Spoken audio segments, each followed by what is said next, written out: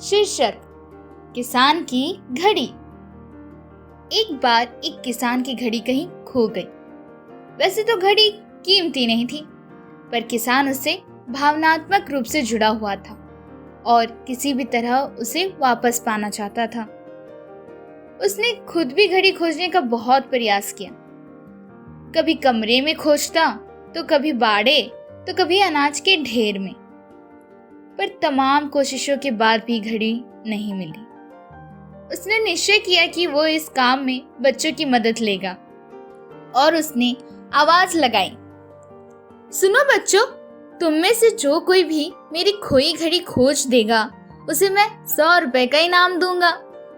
फिर क्या था, सभी बच्चे जोर शोर दे इस काम में लग गए। वे हर जगह छानने लगे, ऊपर नीचे, बाहर, आंगन में, हर जगह। पर घंटों बीत जाने पर भी घड़ी नहीं मिली। अब लगभग सभी बच्चे हार मान चुके थे और किसान को भी यही लगा कि घड़ी नहीं मिलेगी। तभी एक लड़का उसके पास आया और बोला, काका, मुझे एक मौका और दीजिए, पर इस बार मैं ये काम अकेले ही करना चाहता हूँ। किसान का क्या जा रहा था, उसे तो घड़ी चाहिए थी। उसने तुरंत हाँ कर दी। लड़का एक एक करके घर के कमरों में जाने लगा और जब वह किसान के शयन कक्ष से निकला तो घड़ी उसके हाथ में थी। किसान घड़ी देख प्रसन्न हो गया और अचरज से पूछा, बेटा, कहाँ थी ये घड़ी? और जहाँ हम सभी असफल हो गए, तुमने इसे कैसे ढूंढ निकाला?